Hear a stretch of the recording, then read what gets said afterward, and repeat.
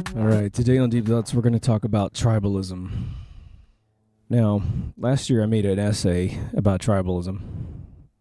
I thought it was one of my finest things I ever did, but things have changed. You know, there's this immigration thing that's going on around the planet. It's never not been going on, but now it's been going on in a way that's a little freaky. The way I like to start off a thought process in tribalism goes something like this. Let's say you're at a party and you're meandering around the party and you're having conversations, you're mingling, and these are mostly your friends, but you meet a couple people that are brand new. This happens to me all the time. In fact, for me, it's a little daunting because I'll be in parties with people I really admire. You know, they've built television shows or movies or music that I love, and you'll start having conversations with them. And you'll hit a subject invariably that you disagree on. And the more intelligent your group of people are, the more intense these conversations can be. And you know the way the standard format goes is you have this conversation, you realize there's this huge philosophical divide between you and them. And it could be based on research, where you've done some research they haven't, or vice versa, or it's just an indoctrination we get from birth. And the one I usually pick, just to make it easy for everyone to understand, is let's say you're a Democrat or you're a Republican and you meet the opposite type of person. You're both indoctrinated to believe that these parties are actually unique, which they aren't. And you really just kind of have a crappy conversation at the end. I've had some, my example of this is I had a conversation with a person I've known for years, contributed to a lot of the films I like. But he's kind of a side guy. He always seems to show up on projects. Like I'll walk into a room. I think last time I really worked with him professionally, I was at Universal, and I walked into a room. We're talking about a film that we're working on, and he just shows up. He's like on as some particular special effects guy. He's sort of known in the industry, but he's not really like a name brand guy. But he's always contributing, and he's done some amazing things that without his help, we wouldn't have any evidence that certain films were ever made, because he went in and saved some of the original prints of films that were being burned in a pile. Just mind-blowingly stupid studio moves. Back in the 80s, there used to be this thing where if a studio head hated your movie, and let's say he or she hated your movie prior to them coming on board to the studio, they joined the studio, and if they could, they'd have all the archives pulled out and burned. Isn't that amazing? Someone at Disney tried to burn every single frame of Tron, 1982. It's a cult classic now, but back in the day it wasn't understood, and definitely wasn't understood by this individual, so he had someone in shipping take the container out and literally behind a warehouse just start throwing it on a fire. And if any of you know how that film was made, not even Wizard of Oz endured the technical difficulties of creating this film called Tron back in the day. And an individual went in and saved it. It was amazing.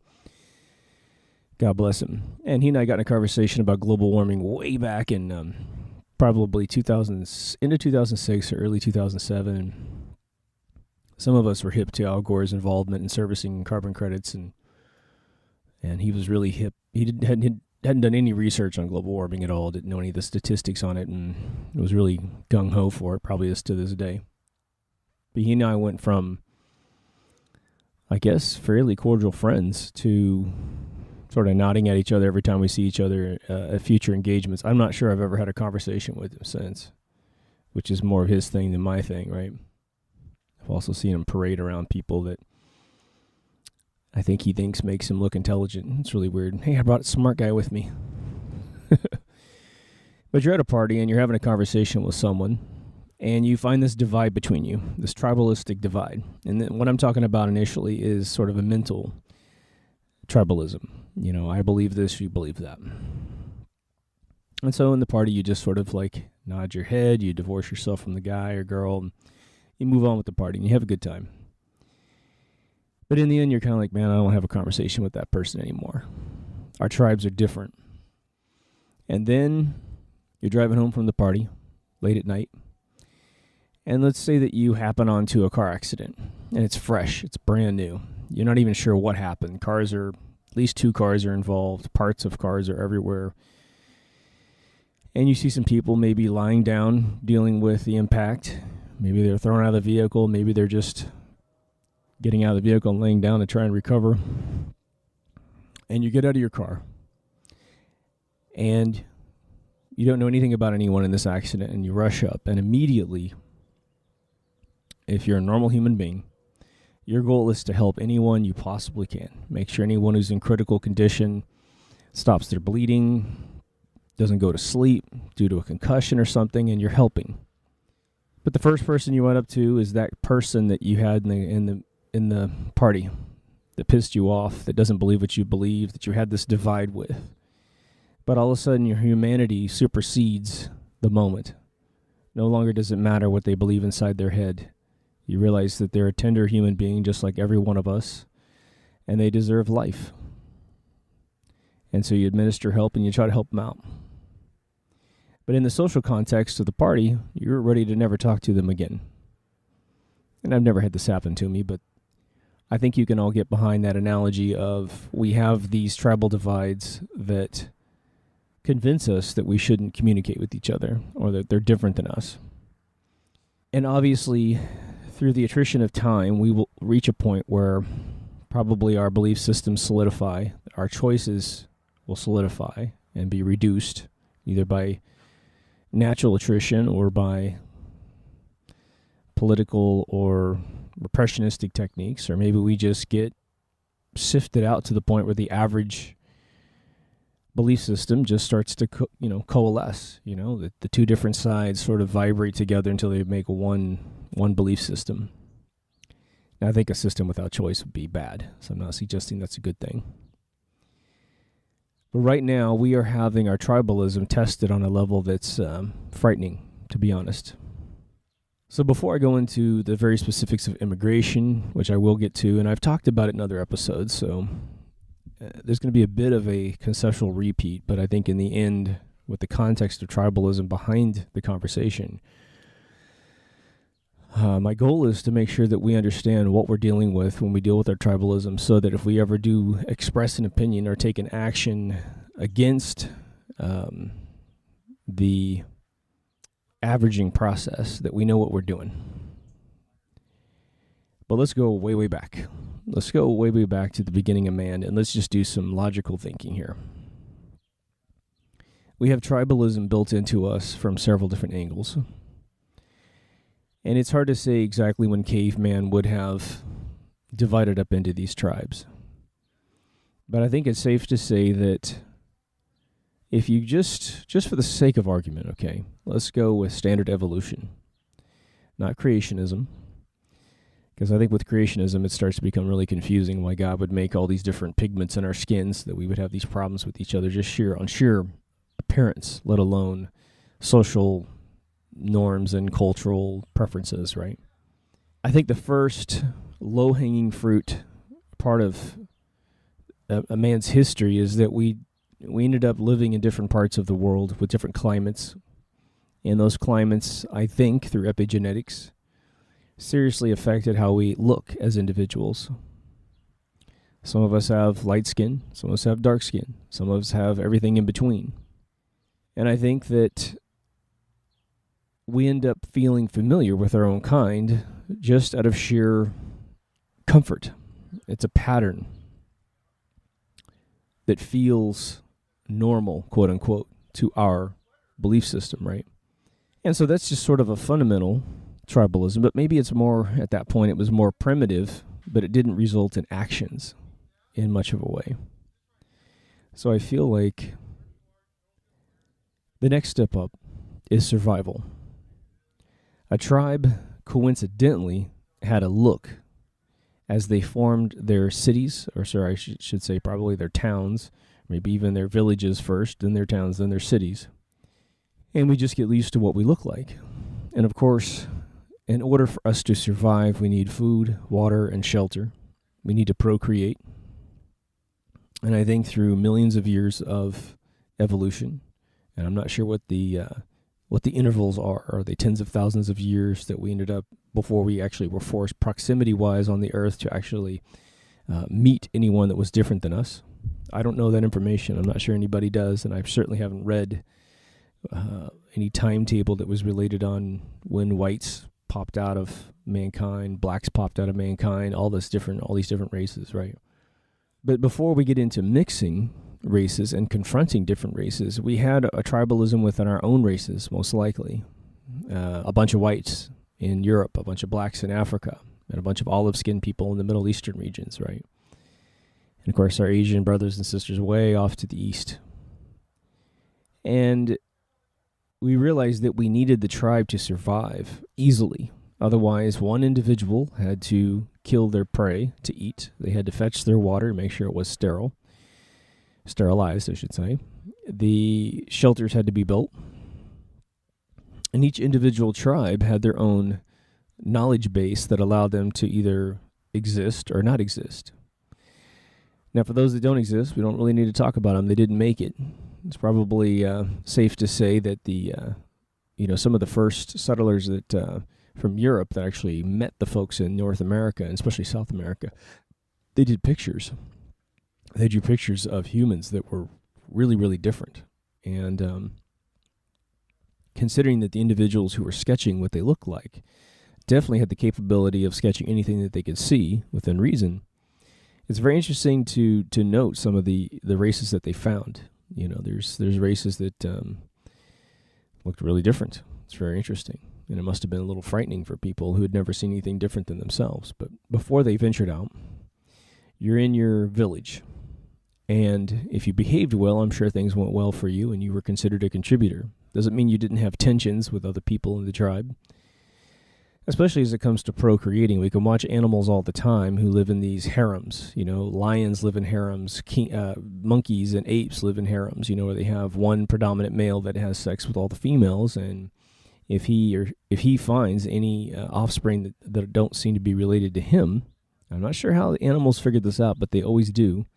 I don't know if they have a calendar in their head of when someone got impregnated, or if they can just smell the DNA from somebody else.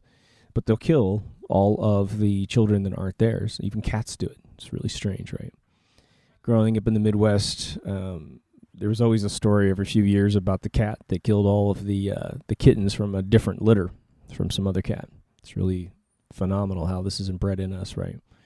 It's almost like we have this predominant need for offspring to be our species, be ours, our offspring. Well, let's just paint ourselves a little village. And that village manages to build huts. Walls were very late in the game of protectionism. So usually it was open borders to your village, and then you just had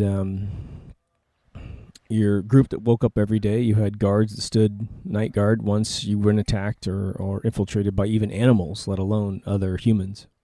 But there was this code of conduct that would always be constructed within a village. This is what we do, this is what we don't do. Once you did too many of the wrong things, you could be ostracized from your village, kicked out, forbidden, banished. And if you found yourself unable to go back to your own people, well, there's a bunch of things that are going to happen there. They torment to the soul of not being able to see your mother, your father, your brother, your sister. Even just the landscape that you grew up with is going to be huge. If you had your heart set on a particular person, female or male, and you were no longer allowed to be in proximity with them. You couldn't even approach them to solicit them in any way, shape, or form, either for a joke, a smile, or perhaps copulation to make a child, right? I think that's the basis of our fear mechanisms, and I think over the course of tens of thousands of years, man built up this fear of that banishment. And so that taught us on a genetic level to behave, to be a part of a particular tribe, right? And again, it's on so many levels that we need to, I think, before we go to the advanced concepts of dealing with immigrants that are essentially infiltrating our tribe, it might do us a lot of good to think about what's driving those emotions within us, right? Now, a lot of this is, I'm not trying to to preach anything is going to be easy, supposedly, if you understand what our instincts are. But I think it definitely will give us a more three-dimensional view of our emotions, because I think we have this reactionary thing that pops out of our DNA when our world is threatened. Now, back in the day, obviously, tribes did manifest certain artistic skills. Because of certain regions, they had certain cooking regimens, and they managed to, over thousands of years, figure out how to look a certain way, how to cook a certain way, how to fight wars a certain way, conquer an animal, perhaps some inventions. We obviously know the Egyptians did amazingly well with their architecture. Sumerians were before them, pretty damn amazing. And that's just recorded history, right? The only cultures we see when we go back in time are the ones that built things in stone or even mud tablets that didn't deteriorate over time. So you could assume that tens of thousands of years before that, there were just species of man that probably don't exist anymore. But I can assure you they all suffered from tribalism. And tribalism was also the mechanism by which they survived. So it's actually sort of a mandatory attribute and understanding of mankind in order to exist. And you can rest assured that when, again, these villages started to bump into each other and run out of resources, that it was sort of us or them. And it could be argued that a tribe that was unable to figure out how to survive really should probably have just ceased to exist. But because we have abilities to war, we ended up conquering tribes that had the stuff that we needed, and we kept that process up for millions of years until we have what we have today. And I think that alone is actually a very important process.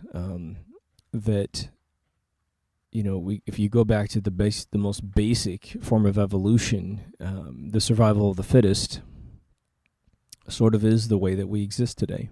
It's how we got to where we are. And today, there are efforts in some places in the world just to sort of hand over regions of the world on paper due to either fictitious religious doctrine or that plus some fictitious history. And it frustrates the rest of us who had to fight for what we have. When we get to immigration, it's a much more advanced concept. And I think that we struggle between our intellectual sympathy and empathy for other people and our need to survive. And if you view the press, the mass media, I should say, right now you have almost this blatant disregard for culture, this blatant disregard for individuals and countries and tribes of people who have fought very, very hard to own their land, to cultivate it, to cultivate their cultures, their cooking, their science, their language, their financial systems. Right now, it's seemingly being guilt-tripped to be utterly erased without compassion, without purpose.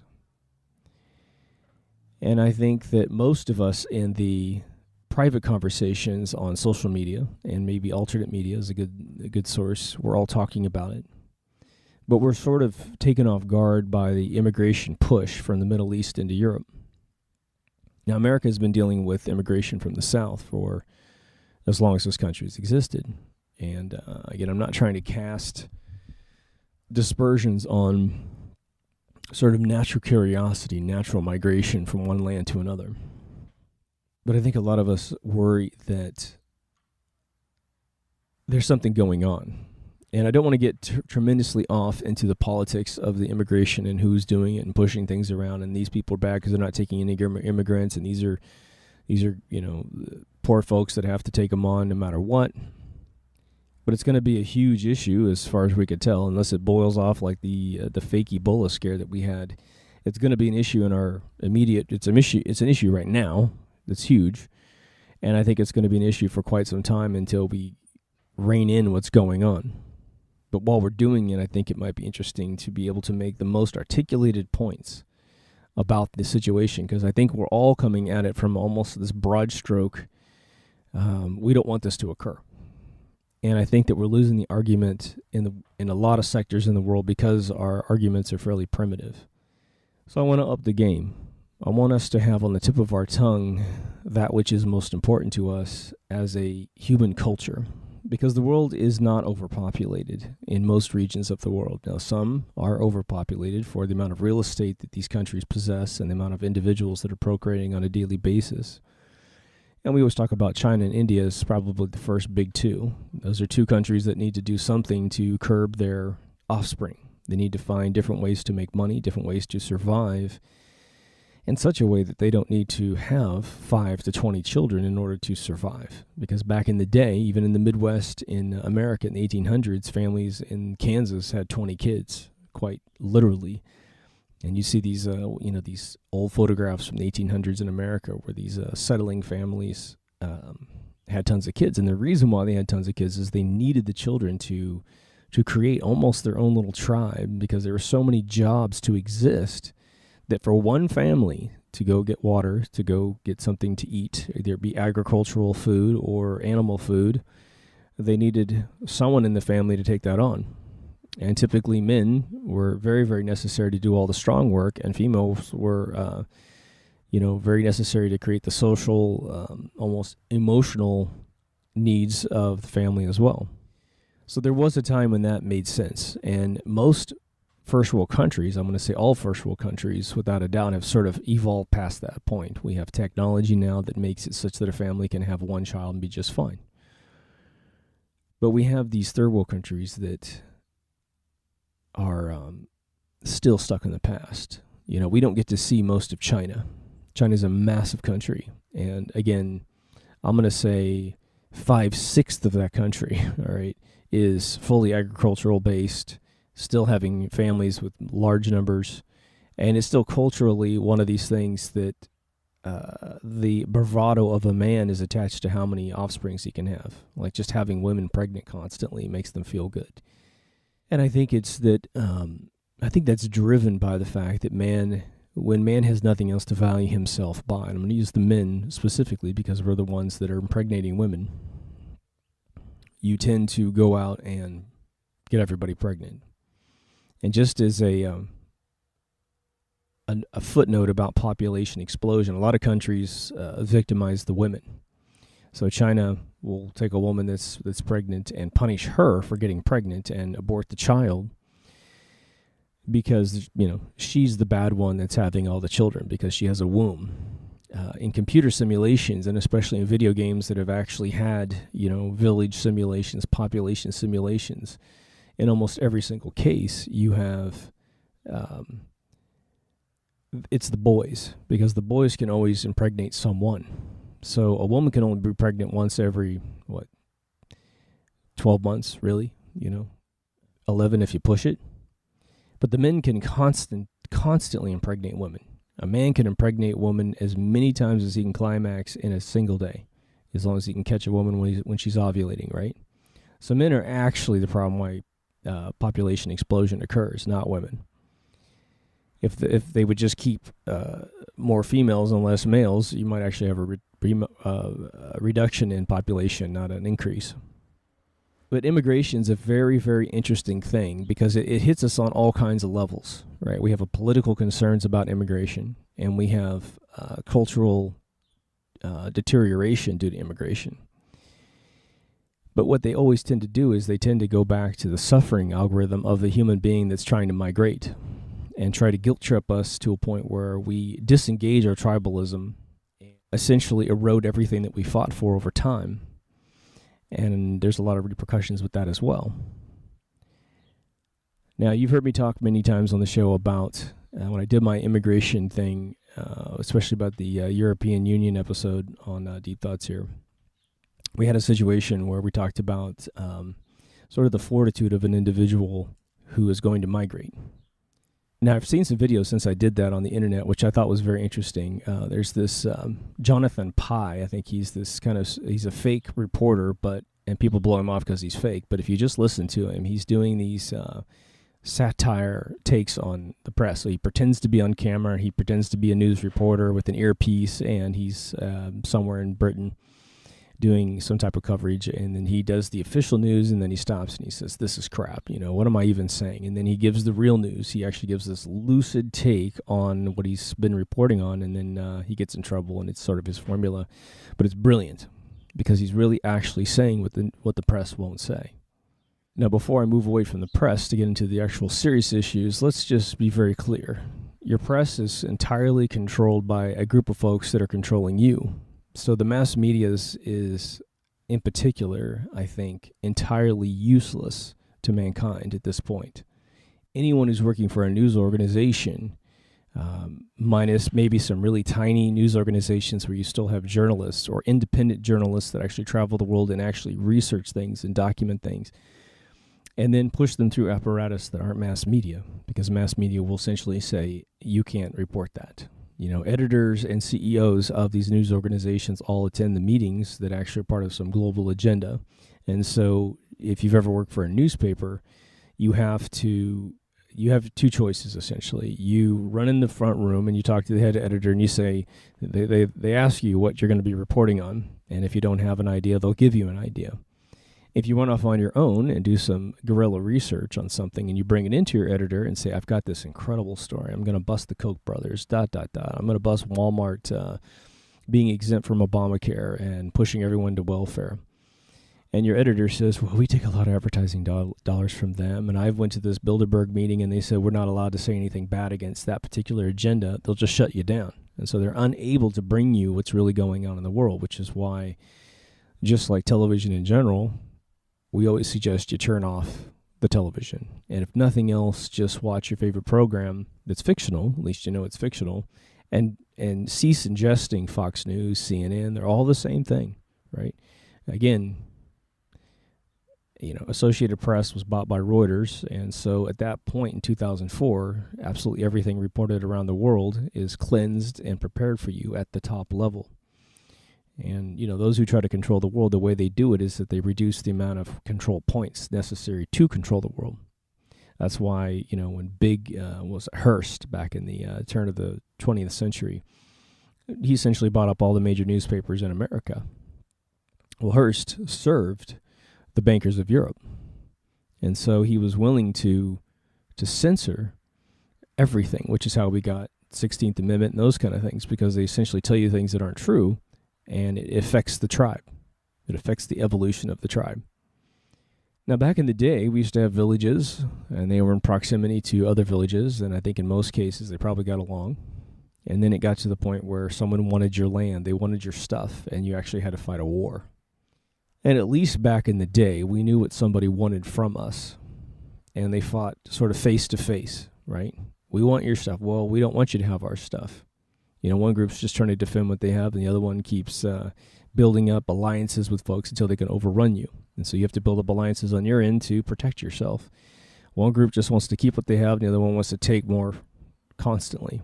And that formula still exists to this day.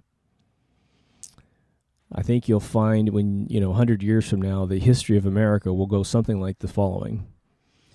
America is largely viewed by the rest of the world as the cowboy nation. We're definitely with firearms, thank God. But, the icon for Americans is sort of like the chaotic cowboy. Be careful pissing off an American because they'll just pull out a gun and shoot you.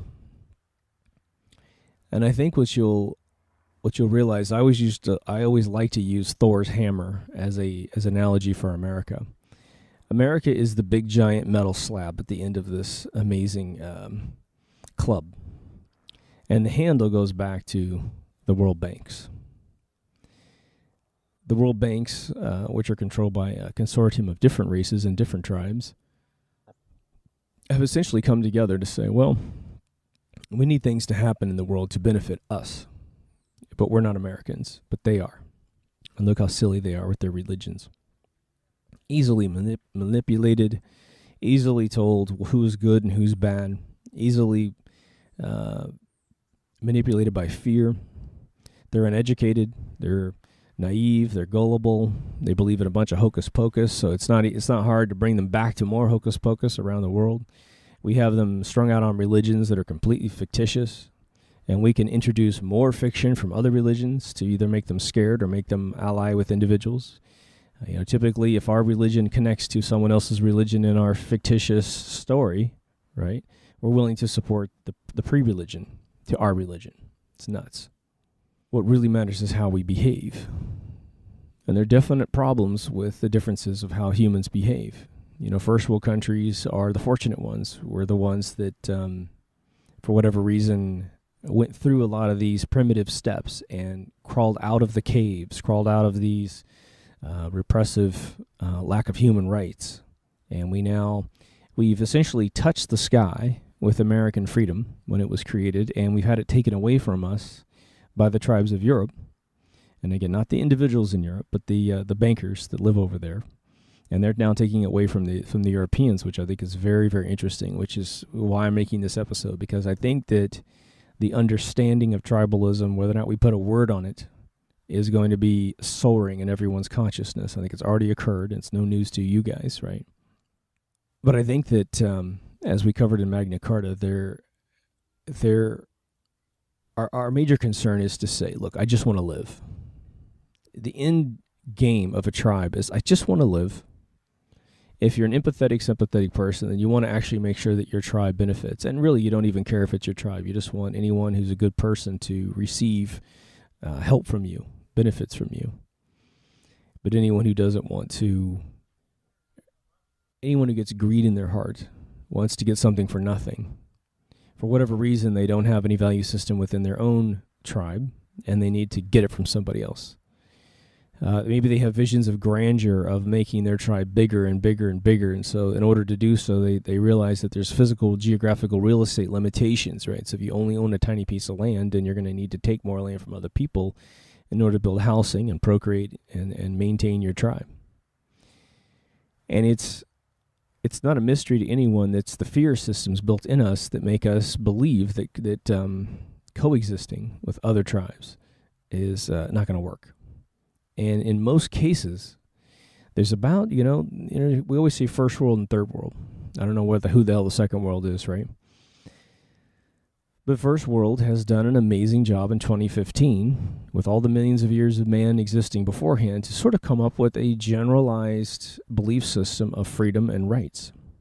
And the third world seems to have coalesced in their primitive minds to be ruled by others.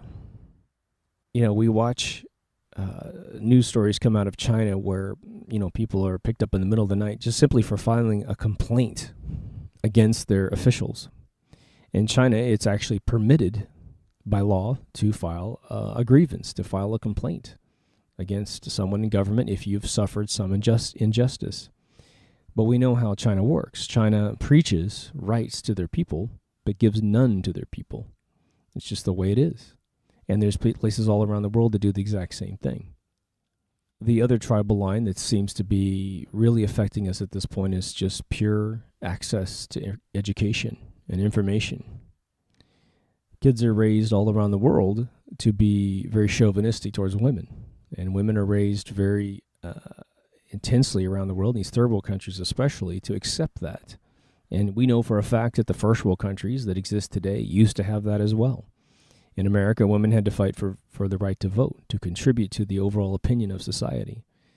And what's sad about that, what's good about it and sad about it, obviously the good thing is we've managed to kind of evolve, but by the time we turned on the voting rights for women in America, it took probably half a century for women to get educated on the issues and form educated opinions to actually contribute in a way that really involved the rest of society. Because at first, they just had to defend their own sovereign space, right? Women were like, look, not only do we want the right to vote, but the very first things we're going to vote on are women issues, because that's what we understand at this point. And over time, of course, women are now just as vicious with intelligent opinions as any male in America, right? In most cases. I think it's pretty much even now at the point where men don't know things and women don't know things, and it's pretty darn even, right? Unfortunately, without good education, that contingency of humans within any country is getting bigger and bigger and bigger, to the point where indoctrination is starting to manipulate things. If anyone who looks at the presidential election process or prime minister election process or chancellor election process in any first world country, it's completely and utterly manipulated by ancient formulas, just like gas prices going up in the summer and going down in the winter. It's a scam through and through. You do not pick your leaders. You simply pick who they put in front of you, and they will make one potential leader look extremely bad in the press because they own it all, and they'll make one look good. And so by the time it's election night, they throw it in these ridiculous odds of, 49 to 51% elections, which is an astronomical impossibility, at least to repeat within a few hundred years, right? But America's had 3 elections in a row, from Bush Jr. with the hanging Chad, through Bush getting a second term, through Obama getting his first and second term. You're talking about 51-49% splits on all those presidential elections. Again, it's astronomically impossible for that to occur 4 times in a row, but we've watched it happen over and over and over. It is your telltale sign that our leadership is not our leadership. So our tribes, outside of the fundamental foundation using man's evolution, are now no longer evolving naturally. And so you have leaders of the world that do 2 things. They're sort of on 2 weird, arrogant frames of mind, strategies, I should say, right? Where they, their big thing is that they believe that we don't understand our world. And in a lot of ways, they're right, but they're only correct because of the way that we're brought up now. We don't have access to the education that would make us educated to know anything about anything, right? So the video I saw recently, which I don't want to skip over, is that this Jonathan Pye guy he was doing a faux report on economics. And he said something, I think, very brilliantly and very simply, and I've said it in too many words, so I'm going to repeat, sort of paraphrasing what he said. He said, what is economics? And why is it such a powerful force in nature at this point, right? But he said, we care about human rights until it's called economics, and then it can be slavery. So China and India, and even some parts of Russia, I think Russia's pulling out of this game, China and India have relegated themselves to utter slavery. They're okay with it as long as they make a buck. And we're okay with them living in slums, living in bird cages, as long as we can have them make our stuff. And I'm going to tell you right now that that will eventually come back and bite us. When they immigrate over here and they're like, look, we have citizens back in our country making you iPhones for 80 cents a day, sleeping at their desks, trying to kill themselves, but they can't because there's too many nets and stuff, right? You better believe the suicides continue. It's just they don't get reported, right? And you hire these press release PR firms that essentially whitewash the whole thing and make you look over here while the bad stuff's happening over here. In Mexico is the next one down on the chain of being exploited for their lack of knowledge of Magna Carta, of their rights as human beings. They don't believe they have inalienable rights down to the core. And if they did, they would fight back within their own country. So we have two species of immigration, I believe. Okay, and the second species just showed up this year. So let's go after the initial one, which has existed for a long time. And it's going to involve tribalism on a fundamental level, which is people are finding themselves in countries that have had hundreds of years of repression allowed to manifest, to grow, to become more and more repressive over time. In America, we deal primarily with the Mexican immigration. Now, like I said in my other mentions of this whole subject, we have a tribe that's being run by very few people in Mexico. As I've always heard it described to me, there's essentially 39 families that run Mexico. Despite the poverty you might see in China and India and other parts of the world, Haiti and that kind of thing, the difference between the wealthy and the poverty-stricken is I believe the record is in Mexico. People that have everything and people have nothing. Then, China and India sort of fight for the second place. And then, of course, you have your super third world countries like Hades, where we don't even pay attention to what's going on down there. It's just, it's sort of gross what we allow to occur. And I think most of us would adopt sort of a xenophobic take on that, which is essentially the fear of other tribes. And we're okay with the difference between our tribe and their tribe as long as they stay where they are and continue to evolve up through their evolutionary process. Just stay within your borders and figure it out. And, with the internet, the beautiful thing is that these people can see what freedom looks like. The only problem is that they don't see that they can make any changes in their own country. So the first thought in their mind is almost like going to the Wizard of Oz. They're like, look, just follow this yellow brick road. You'll eventually get to this utopia, and you can usurp all of the amazing understandings and epiphanies and evolutionary moments of that world, thinking that they can essentially bring what they have and fully integrate with where they're going. And we know from just watching people immigrate that doesn't happen. We have folks from very repressed areas of the world coming to non-repressed area of the world, and they tend to make ghettos. They tend to make, they have very varying levels of education and skill sets. It's not that they're not willing to work hard. A lot of them are willing to work as hard as they need to, but they just don't know what to do. So they have to take lower-end jobs with lower-end pay, which means they can't really finance a home properly. They can barely feed their own kids, which is actually interesting here because when the funny thing is I moved from the Midwest to California. And, when I go back to visit, people will say, gosh, how do you live in California? It's so expensive there. I'm like, well, I guess in some areas, the housing is really expensive, but your food costs nearly the same. Your car costs the same. It's just you make more money to pay for those things. But again, your lodging is where it really kills you. And I suppose if you want to go out to dinner at a really nice place, you can pay, 10 times as much here that you would pay in the Midwest, right?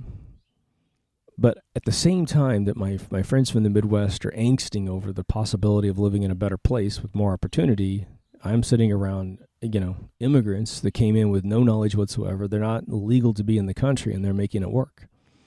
And there's some neighborhoods that are old enough. They're immigrant neighborhoods, but they're old enough that they look fantastic. They have great homes. They keep them nice, and I had a friend of mine when I first moved to California. His father was an immigrant from Mexico. But by the time I met my friend, his father had worked all the way up through the fields, literally just picking fruits and vegetables and flowers and those kind of things. And he ended up being a partner in the land that he owned, that he worked for years. And so he ended up being a millionaire. And he lived in a tiny little house across the street in Camarillo, California. I mean, I'm talking about a house, maybe it's $250,000. When I saw him, he probably got it for $100,000. And so he was able to save and manifest up his cash. Americans seem to struggle to realize while the convenience stores and gas stations are owned by essentially what we would call minority immigrants. Well, they came here with nothing in most cases, spent all their money just to get in this country, and they drove a cab for 20 years and saved up a nut living in squalor. And the first thing they did was they bought a 7-Eleven franchise. They bought an Exxon gas station or something like that. And now they're their own people. And then they employ their family so that they can have a reliable people, that are bound by family code, right? You don't steal anything from the store. You don't miss your hours. You take care of it like it's your own. And that was done for years and years. Buddy of mine's Italian from Red Hook, Brooklyn. And his family created a pizza chain in New York and New Jersey, and he had 65 pizzerias before Sbarro's came in with their lovely processed cardboard pizza and put them out of business. But that family swelled to those massive levels because family always took care of all the installations, right? They didn't have 65 different families, but, they knew that if any family member went to any one of the pizzerias and it wasn't operating at their standards, they would up the ante and bring it up to their tribal level of operation, right? So that's what I would call natural immigration. Someone who's repressed, doesn't know what to do in their own world, and they migrate to first world countries. Now, the concern there is that if you take a country that has a backbone, a country that fought for what it has, regardless if they, like in America's case, we unfortunately moved the Native Americans almost completely out of existence, and then the government, with these heads of state of government managed to repress these Native Americans into their own reservations to the point where they're just slow dying. You got them hooked on alcohol, which is the big one. And, if you're drunk all the time because you're repressed, you don't like life because it's been taken away from you. Land that was your family's land, sovereign land, is no longer traversable by your people without paying a ticket to go see it. Alcohol, obviously is a decent crutch for the mind to get out of that state of repression. Obviously, it destroys you in the process, right?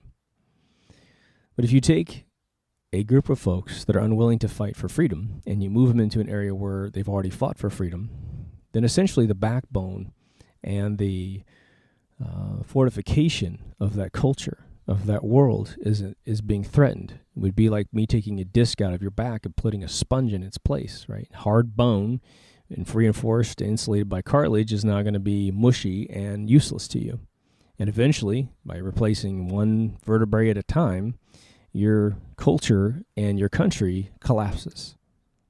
And I think that unmetered,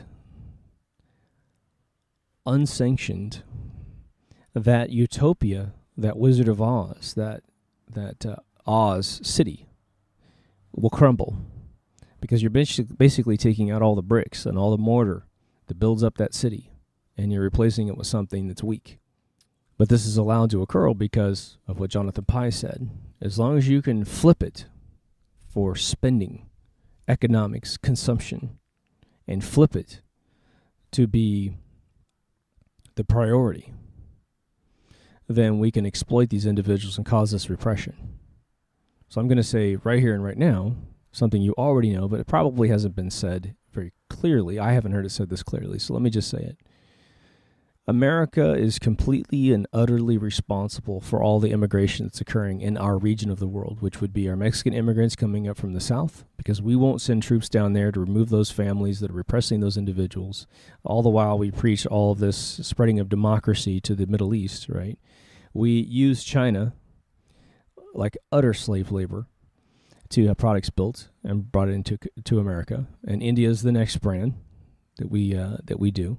So if we accept any immigrants from South America, every single country in South America, and any country in Asia, and any country in sort of the Indian, Pakistani region, we deserve it. They're just coming over to get the benefit of what they're making, and they don't want to go back home. You know, I think I mentioned a long time ago, I met the individual who created the Ethernet switch. He's an Indian gentleman, lives in the San Jose area.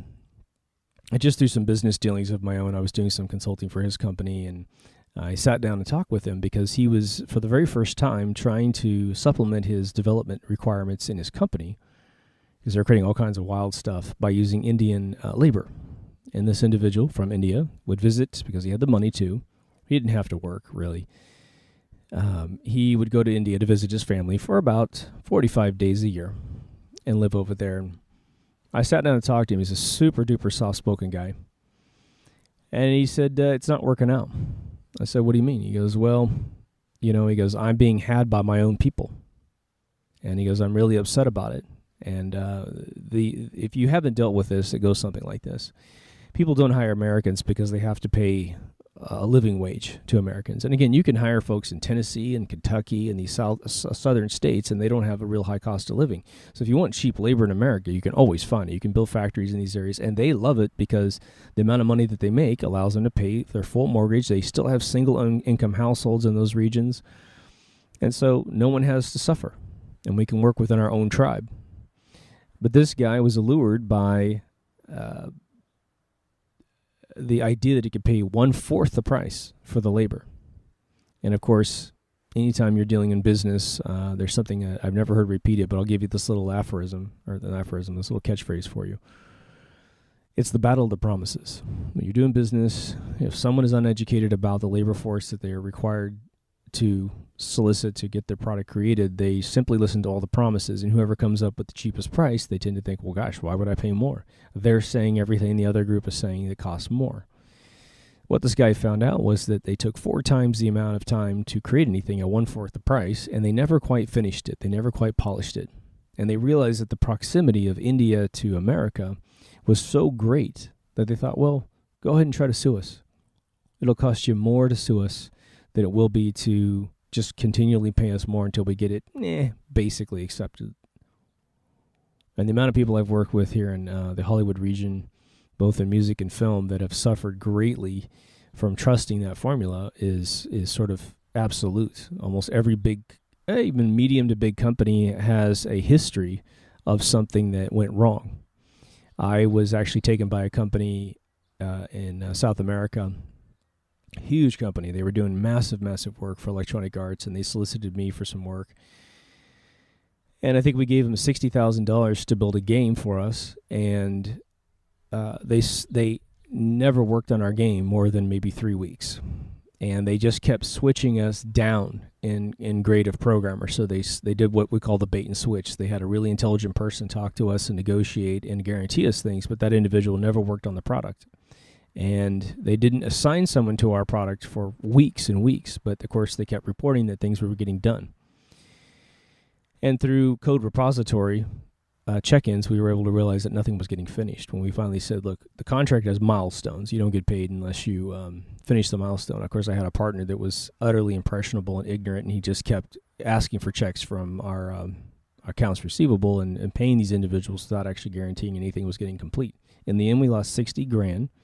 I complained to the CEO, which I had dinner with a couple times here in LA, who then, which was really kind of funny. Before we had a problem, right at the very beginning, I went to dinner with this guy, and I should have realized at that point that he was going to do it to me, but he said, the trick is this. He goes, look, you just tell anybody anything, and you get them on the line. And then you just continually build them until they just run out of money. Very interesting. And I've seen this with American consulting companies as well. When I worked for Electronic Arts and we built EA.com, we had a big consulting firm come in, and I'm telling you, I've never seen more money get crapped out to a crappy consulting company than that experience. Our folks always had to do the code for their folks. And funny little side story to that, before I get back into the tribalism thing, is that they ended up using very pretty girls. They'd send really pretty women to Electronic Arts who didn't know anything about coding, and we'd talk to them. We'd say, "Are you a coder?" And one was a brilliant coder, drop-dead gorgeous girl, and she kicked ass. It was awesome. But all the rest were like, no, I'm not a coder. I'm actually working at this consulting firm to become a producer. Someone's sleeping with this girl. That's all I'm going to say. And so she would ask nerds to come to her desk who were EA employees who already had an 8-hour-a-day job and then some. And they'd say, well, could you show me how to do this? And of course, the nerd's like, oh my God, pretty girl is talking to me. And he would sit at her desk and do all of her work. And she'd say, thank you. You can go now. And of course, he had to go back and work another 8 hours to do his stuff. And this was a scam. It's amazing, right? Brilliant. But now we have this immigration thing out of the Middle East. And I'm going to intentionally sort of skip all of what we know about the political reasons why this is occurring, because I think that you already sense it.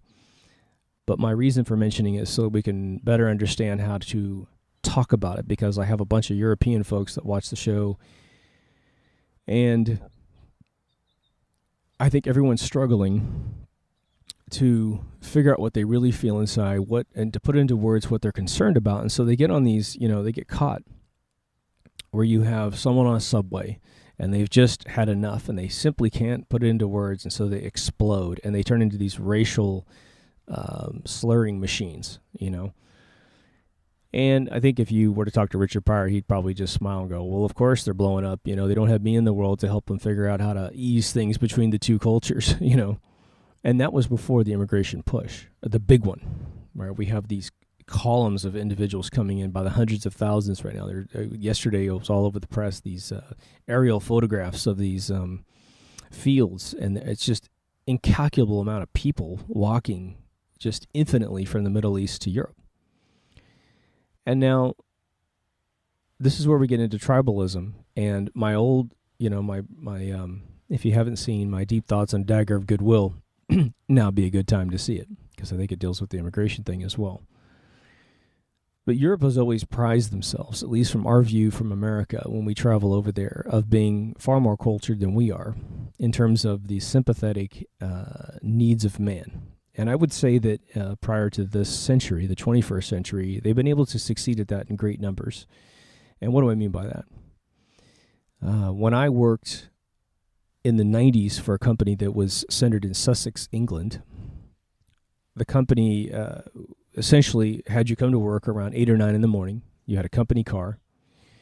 You worked until 5 o'clock, and then you went home. That was it. And at the same time, Spain actually had a very similar regiment.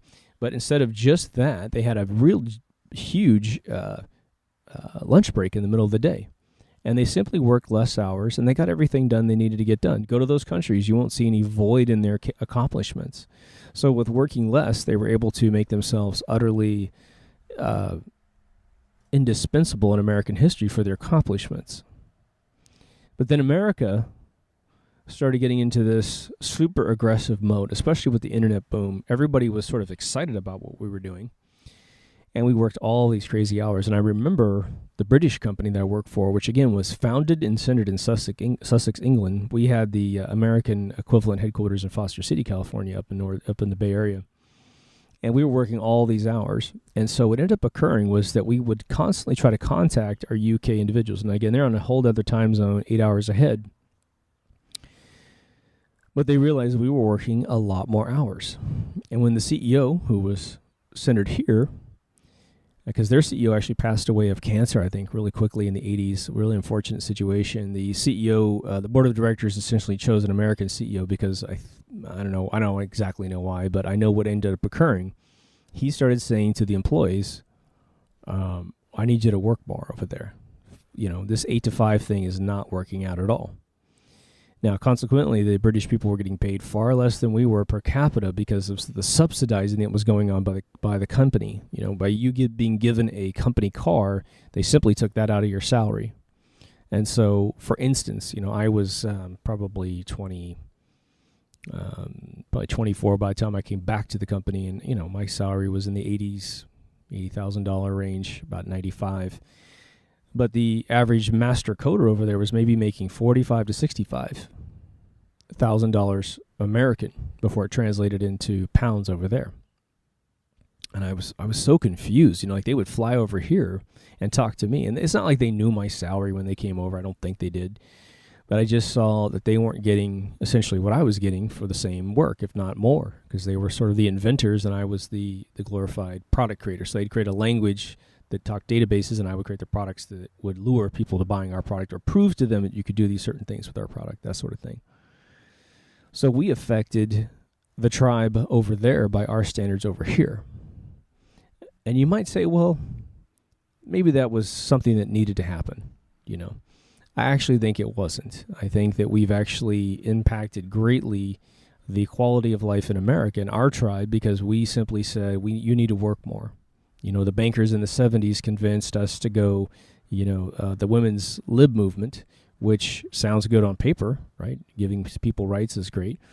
But it turned into a bunch of horrible things where we lost the single-income household. So children end up getting indoctrinated by the Prussian education system of America. So you could brainwash a child as quickly as possible if they're not homeschooled. And that's what's occurred. And today it's more about not educating a child than educating them in anything. So the only fleeting education that they get is now it's the war on gender. They're not allowed to look in the mirror and think that I'm a boy, I'm a girl. They have to think I'm some mid-range transsexual thing. This metrosexual, bizarre identity crisis, which is going to, believe me, the millennials are going to have a tremendous identity crisis in 10 years when they're trying to figure out why they're still single. It just will happen. Or why women are kind of going, God, it was a sound in the middle of the night, and I know the guy sleeping next to me doesn't know what to do. So home invasion, from maybe even immigrants is going to be more terrifying because they simply didn't have the capability of really marrying a man. And the men, I can tell you, being a man in America, and I've been blessed to date people who really traditionally hang on to role identity, where I'm expected to do man things around the house. I'm expected to fix things. I'm expected to bring in the lion's share of the money. I'm expected to work longer.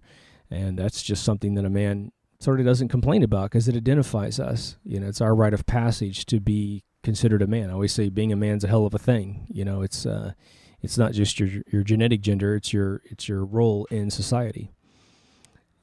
Females that I've been able to date over the years have believed in they said, look, I like to cook and clean. I like to do it. It's not like I feel repressed. It's what I love to do. I love to stay home with the kids. I love to pick up the daughter or the son from school and be a part of their birthday celebrations and things that moms do because they grew up with that. But we're a dying breed. We're going away. So the tribes that we've built over time have been greatly fractured by these agendas that seem to come out of nowhere. And Europe is in a pickle, right? Europe is in a really intense situation where the tribes from the third world countries in the Middle East are now infiltrating at profound levels into these first world countries, way beyond the natural attrition of absorption, right? Most countries have immigration policies where they allow in so many thousand people into their country, right? And those numbers aren't just randomly picked. They're picked based on how often we can actually find someone with those skill sets, usually reduced skill sets, usually more labor-intensive skill sets, into the country and find them jobs. We want them to prosper within our country, which is why we have regulations. When those regulations are ignored, then you have the deterioration of society. And if they're not capped and if they're not enforced at some point where we simply say, okay, look, you guys immigrated way more than we allow, and so we are now feeling it, right? The socialistic programs, which are horrific anyway, are stretched beyond belief, right? Our hospital ER rooms are full of immigrants that don't have papers to even exist here. If we really wanted to enforce immigration in America, all we need is our ICE groups to go into every emergency room in hospitals and just pick everybody up. Just say, look, show us your papers. Oh, you don't have any? We got a bus out front, and you're going to have to pay the coyote to come across the border again. But, of course, the dagger of goodwill comes in, and they say, how dare you take away someone's rights? And it's like, how dare you bullshit me about the fact you understand rights when you're buying that Chevy that's made in Mexico on slave labor. You buy your iPhone in China that's made on slave labor. You bought your furniture from India with slave labor. So we don't really care about the suffering of other tribes. We still live in a primitive caveman state where all we're trying to do is preserve our own tribe. And I just don't think that we want to see ourselves that way, but we must see ourselves that way. And I think that there is an ebbing tide. Even this Jonathan Pie guy says it, and I think it would be sad to say don't watch Jonathan Pie things or minimize what Jonathan Pie says because he's a comedian that's doing satire. I think that guy is I just found him this month, October 2015. What he's doing for society is profound. What he has done for us, what he's trying to do for us, if we'll just listen to him, is he's giving us boiled down methodologies to understand what to say so that we can convince people, hey, your countries are beautiful and you're used to your countries geographically, so why are you coming here? And they'll say, oh, well, you don't understand. We're being bombed like crazy. And again, most of the immigrants coming into Europe are not Syrian. They don't have histories of being bombed by people necessarily. I mean, we've dropped bombs on almost every single Middle Eastern country over the last 25 years. So someone does have that in their history. But in the end, this year it's different. This year it's causing every single European Union country to look at what's going on. And now things have turned violent in a couple areas. And I'm going to say, and I don't mean to be an alarmist, and I don't mean to be a xenophobe, but I think you're going to see a lot more tensions expressed in violence in Europe than you've ever seen in your life. And I think it's going to be really, really tough to put people back in their countries. How are you going to do it? You're going to create concentration camps where or detainment camps where, hey, you look different, let's see your papers. It's going to be rough, and especially for those folks that are immigrating with an intent to actually participate in society. Again, I think we're very, very fortunate in America that most of the Mexican immigrants that come over here they're lifers. They're here to really participate. I do feel like it's unfortunate that they can't seem to rise up against their federales and their controllers down in Mexico. Again, their real estate is utterly gorgeous down there. Again, we don't have Mayan pyramids in the backyards of in America, right? What do we have? We have some Indian burial grounds and Indian, structures that we essentially minimize because a lot of them are built into dirt piles and that kind of stuff. So we don't really see them. They're not magnificent in the same way that the culture down south is. But they're walking away from all of that due to the slavery that we have financed through our policies of allowing corporatism to take over this world. So let's talk about corporatism and tribalism.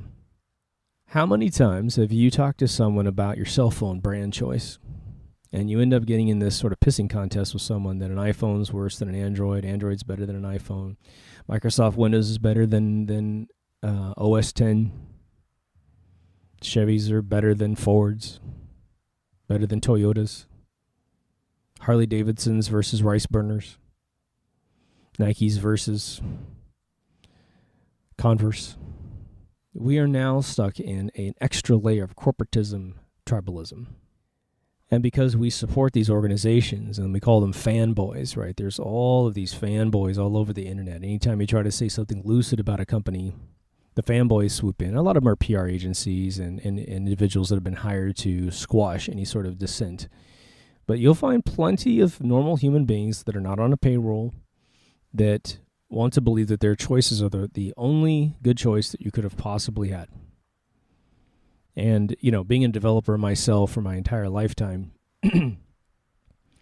there's things you can prove in a court of law about a product's capabilities, and then there's just straight up religion. And the amount of people I talk to where I dispute the feature set between two products, and it's like, I don't care who makes it, right? I don't care about what logo's on the product. I just want a great product. I just need to accomplish something in my life, and I don't want to spend the whole day hooking up a printer to a computer and figuring out, why it doesn't work. And I'll tell you this much. If I could get the days back in my life, added to my life, regress my age for every time I've had to service a Windows machine in a Windows office and a friend with Windows, and even some of the Mac stuff recently, I'm going to tell you without a doubt I'd be 2 to 5 years younger of all the amount of time I spent helping people save money, right, by buying inferior products that don't work. But they're told at Fry's Electronics when they bought their computer that this is so much better and so much. You can look how much money you can save. Yeah, it's only saved at the expense of someone else's life. It's really weird. So how do we deal with what's going on? Because I can give you this this mild flow of Mexicans into America, which is out of control for sure.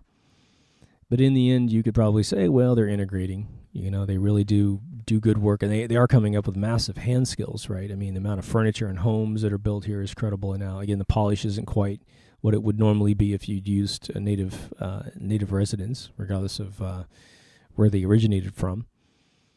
But with Europe, it's almost like putting on your favorite suit or your favorite dress, and you look like $1 million, and you're a representation of your tribe. And I pull up with a dozen eggs and I start throwing them at you. And I destroy what you are. I destroy all the work you put into yourself. And I do it at a rapid pace. I throw 12 eggs at you.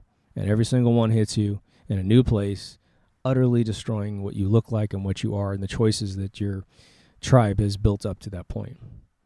That's sort of what's going on in Europe right now.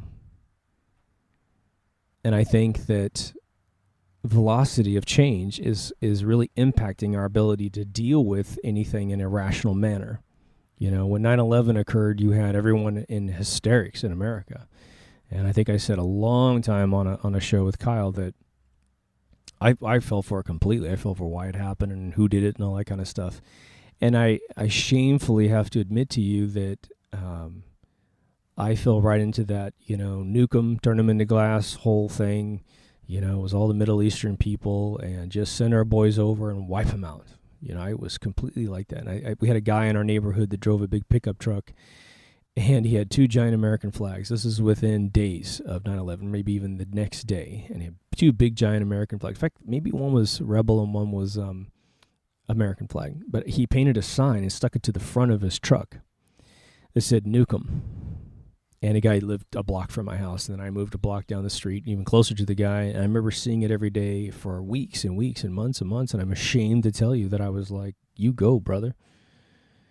There was a merchant down the street that was some white guy owned a hardware store, and I heard this story told to me that he had a friend from the Middle East who owned another business down the street. Like he was a general contractor of some sort.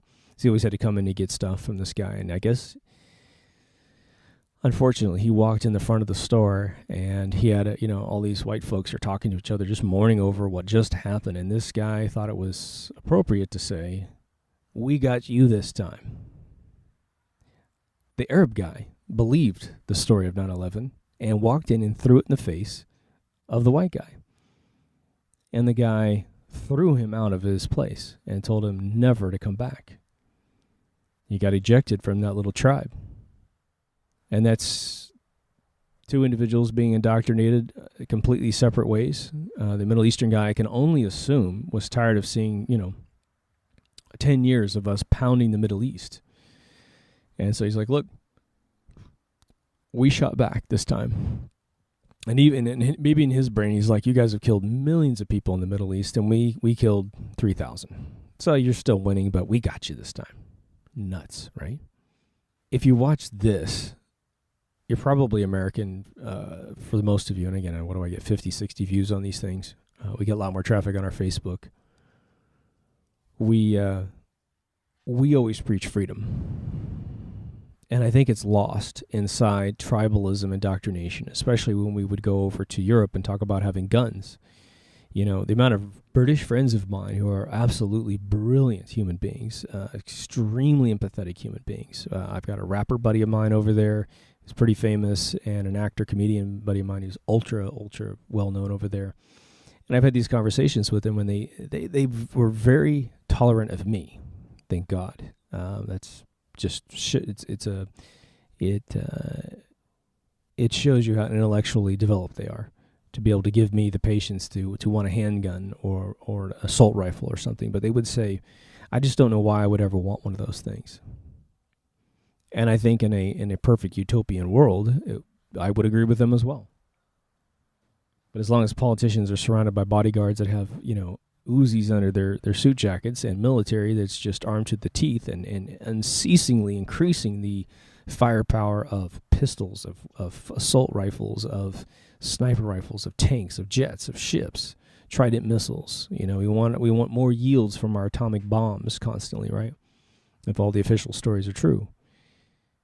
In America, we look at that and we go, look, we don't have guns to protect ourselves, or we don't have guns, to hunt. We have guns to protect ourselves against a government that gets out of control. Because just recently, 200 years ago, we saw it happen. We fought a war for 27 years called the Revolutionary War in order to push back the tyranny of Europe so we could have this thing called freedom. And again, our tribe had this idea of freedom. And again, we're all migrants from Europe, so you're just as good as us. You're just like us. But we're willing to die for it. And we had a momentary point in history where the technology of the repressor was incapable of traveling across the Atlantic Ocean and doing anything about what happens over here. And so they had to let go for a while. And then, of course, when the Skull and Bones formed in 1836, after Jackson got out of office, their charter was to take over America by any financial means necessary.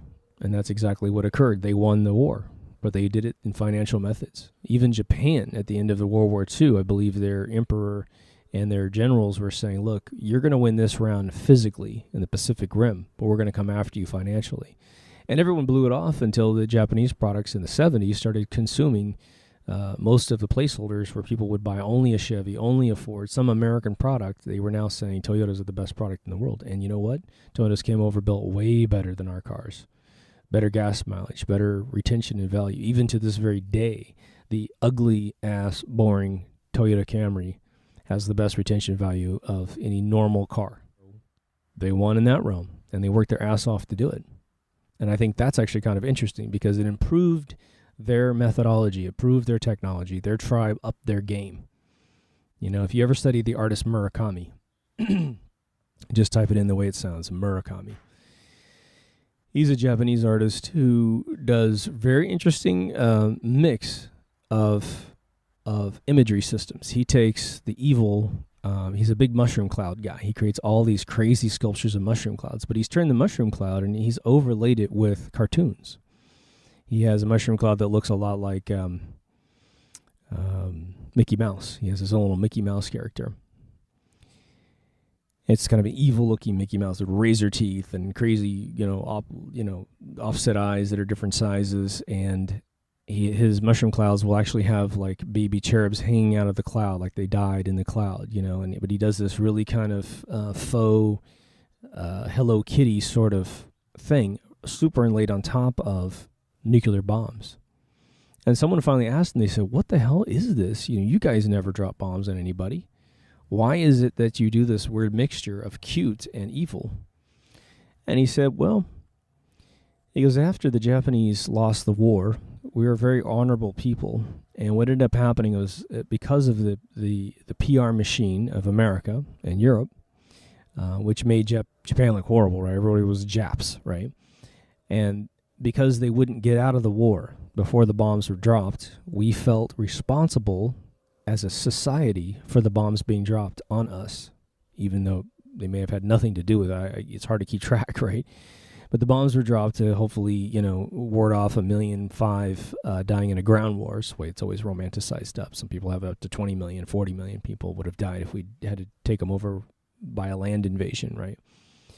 So he said Japan got cute for a very specific reason. He goes, we wanted the world to see us as we really were, which is good, sweet people, our tribe.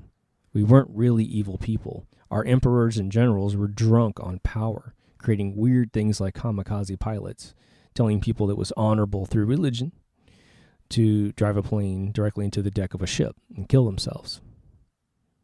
To succeed in war regardless of its repercussions. Sort of a weird charter from the top down. The greed gene, which exists in every single tribe. There's always one guy in your tribe that thinks that you should have more. It's always dramatized in films, right? Dr. Strangelove with Scott's character, talking about always trying to take it to war. They're trying to negotiate in this war room this sort of potential launch between the Russians and the Americans. And what Kubrick did was brilliant. He pulled out of the tribalism of each one of the countries, mainly America, and said, look, we can bomb them with nukes, and there's 20 million people, 30 million people tops will die, and that was the way to win the war. Now, when you breed a person to fight war, what do you think they're going to want to do for their entire lifetime? And if you push them up into an army and you say, look at all these toys you have to play with. Oh, and we have a warehouse full of Tomahawk missiles, which in 2 years are going to be essentially useless. We're going to need to dismantle them, repack them. So can you find a reason to fire these things? And all of a sudden we find a reason. They pay, like I've said, our tribe pays our tribe to dramatize up and think about war. So all the big contractors of the Pentagon actually have war rooms where they actually create wars out of nothing. They look at all the political climates in the world and they say, okay, we think you can create this big problem with North Korea, and it's going to take about 10 years, but what we're going to do is we're going to call them an axis of evil, and we're going to accuse them of having a bunch of things they don't really have. They don't have any nukes, but we'll make them make them believe they have nukes, and we're actually going to drop a big bomb in the south of North Korea, and we're going to tell the world that it was a nuclear bomb that went bad. It was on a train and it just exploded.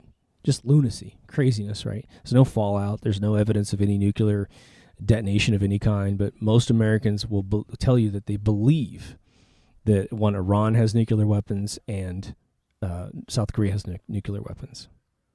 We haven't seen an above-ground nuclear bomb explode since 1973. So since 1973, all we've ever seen is subterranean bombs explode, I think, Pakistan and India, when they wanted to say, look, we're a nuclear player as well. No proof that those things are real. No proof they could put them on a missile and get them anywhere. But that creates fear, which stimulates tribalism.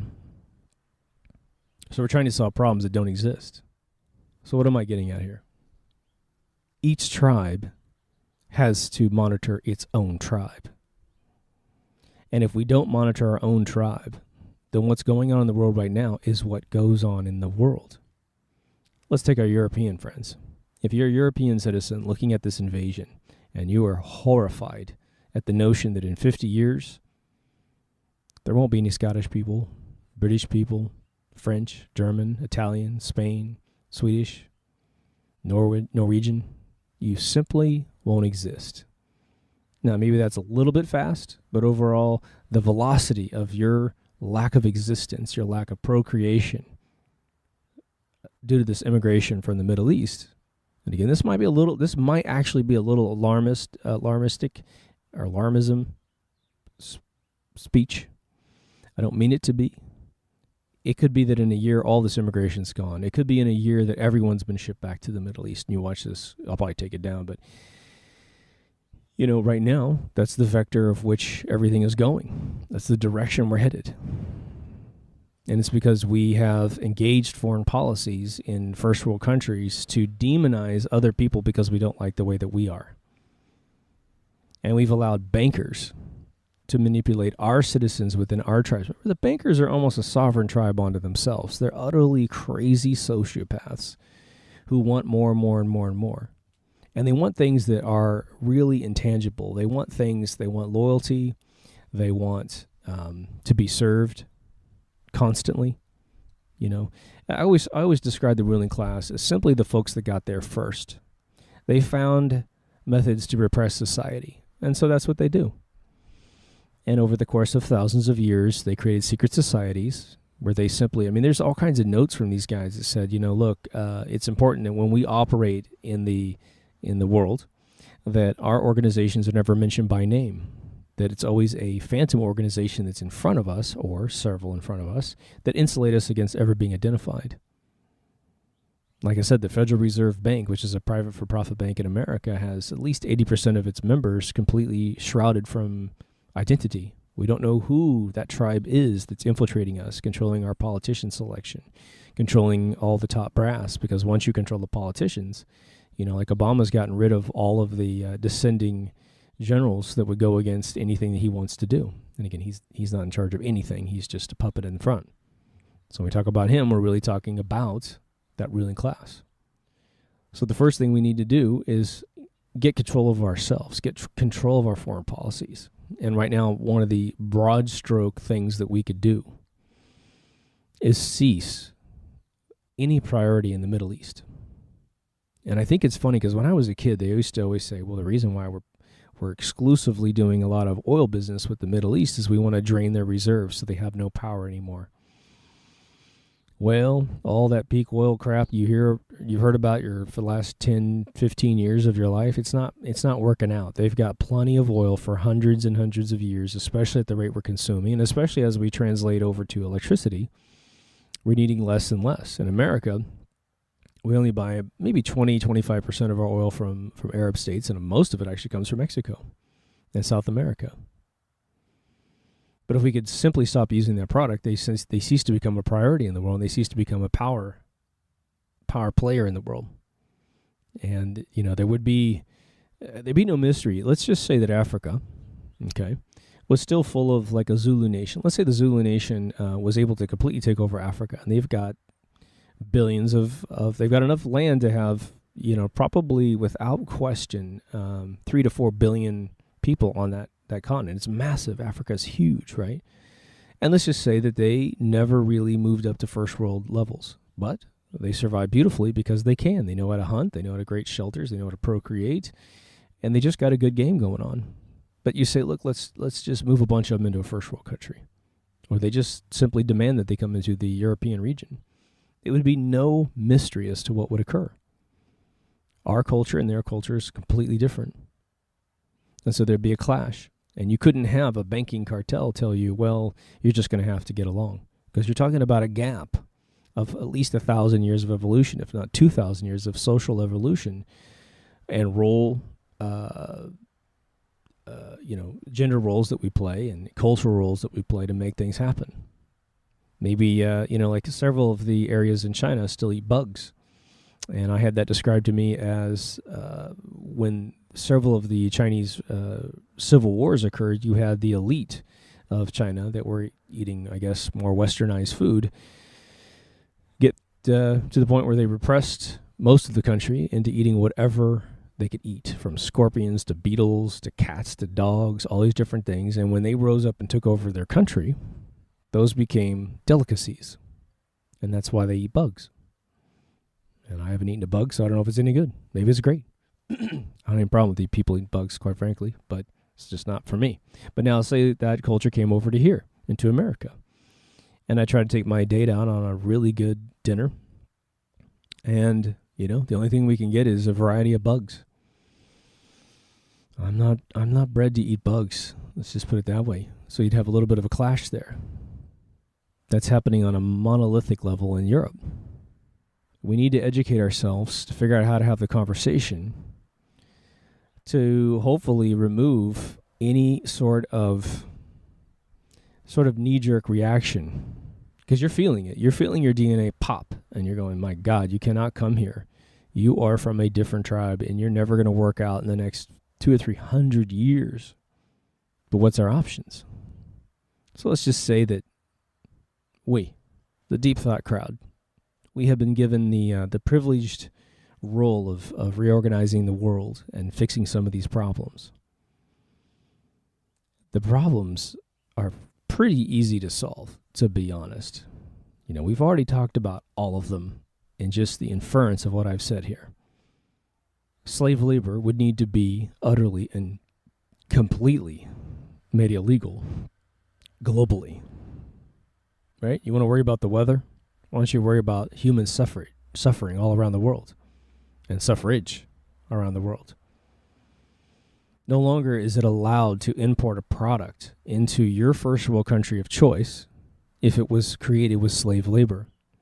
What if we had to have physical proof that a product was actually created by individuals that were paid correctly? Somehow they have to prove that in a ledger. Somehow we have to be able to send, ambassadors from our first world country to these third world countries and say, I want to talk to your workers. And you don't have any regulatory capability of me walking to a front door and knocking on the door and asking them if they make the wage that they make. You can't censor their internet. You can't detain them in the middle of the night if they happen to answer the question correctly. And I forgot the name of the individual, but there was actually a journalist who went over to China and because he got tired of these claims that everyone was getting paid well. And so he went to China and he figured out that out of the massive, massive country that is China, which is slightly bigger than the United States real estate-wise, that there was a tiny, tiny sliver of the country. And I mean, it's so small I don't know what the percentage, but it's the domesticated part of China that all the businessmen from America go over to, which is where you get your Foxconns, that build the iPhones. I don't mean to single out iPhone because our Androids are built in the same sort of factories, but they went over, and this guy went over and he tried to ask the workers what they get paid, whether or not they're happy, and what sort of the turmoil is. And that's the first guy that started revealing the fact that suicides were occurring, that people weren't getting paid what they were worth. And then if some of you have seen the documentary about Hong Kong, which is an extremely sophisticated city of, former British province, right, where people live in bird cages inside apartments, and they pay for it. And if you think I am being fictitious or metaphorical, I'm talking about, probably, I don't know how big these things were, but there's actually a scene of this birdcage living in the last Transformers that I watched, which is whatever's on. It's the Transformers that's got a chapter in China where they're going through this fight scene, they're running over this building, and there's this point where they push into a room. And Michael Bay actually put a guy living in a birdcage in an apartment. And I would imagine that a lot of people saw that, and it just so didn't compute with their brain that they didn't notice that it was occurring in the movie. But it's in that film. And we allow that stuff to occur. So you might say, well, nobody should tell someone else how to live. Hey, that's fine. But you know what?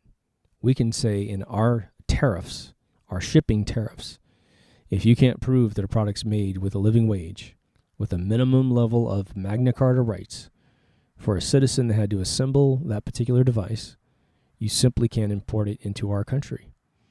So we're not telling you how to live, but we simply won't do business with you. And the gross national product of any country is huge in their survival and the value of their currency and their prosperity. So we simply cut it off. So that'd be the first solution for slave labor.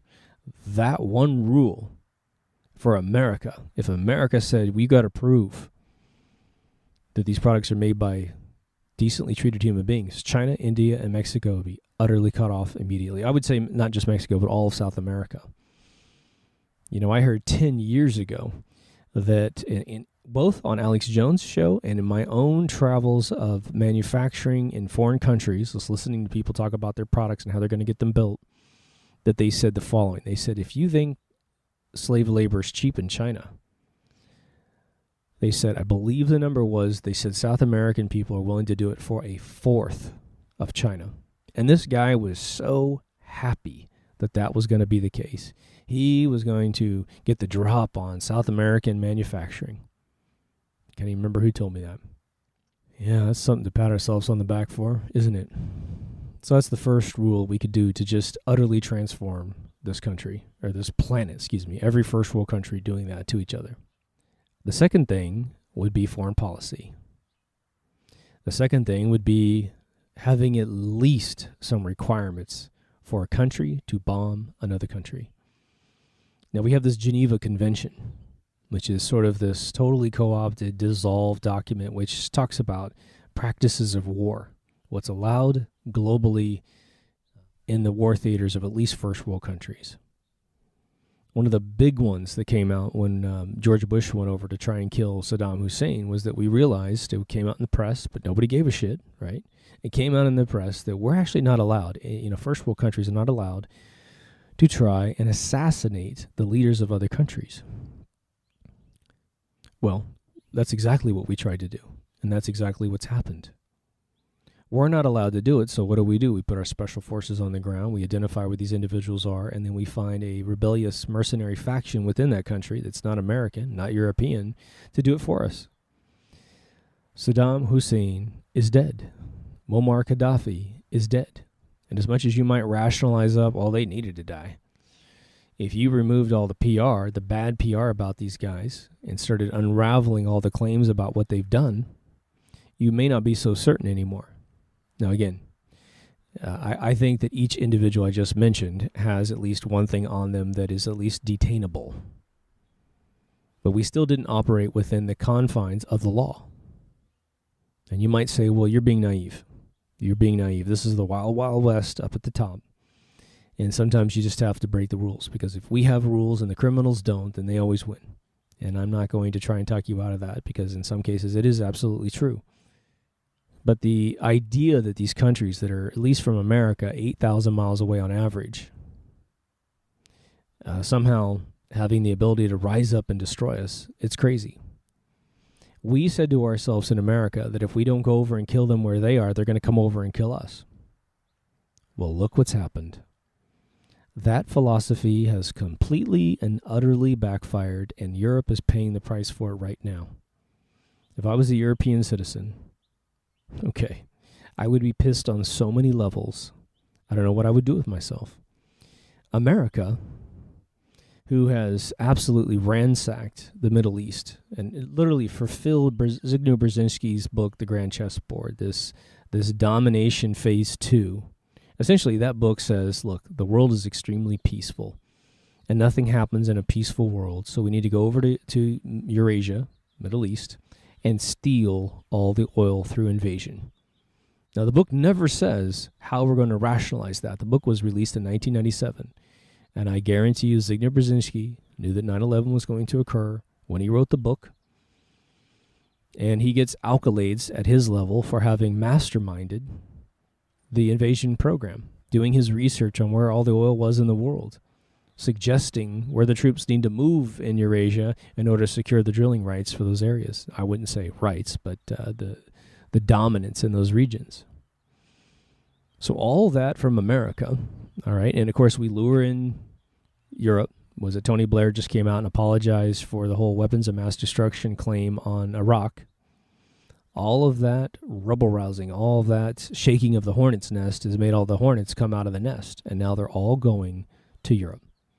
So this huge kill them before they kill us idea has entirely and utterly backfired on our tribe. And the thing is we never picked those rules. We never picked those ideas. We had the whole David Icke problem reaction solution pushed on us to the point where we reacted exactly the way they wanted us to. And who benefits from all this stuff in the first place? Well, the only tribe that benefits from this are the banking tribes. The banking families who are too chicken shit to identify themselves, right?